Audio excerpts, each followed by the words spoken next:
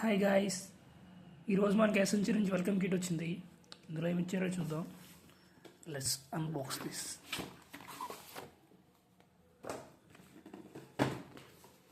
మనకి blue door ద్వారా పంపించారు, కొరియర్లో వచ్చింది. ఓపెన్ చేస్తే ఒక వాటర్ బాటిల్,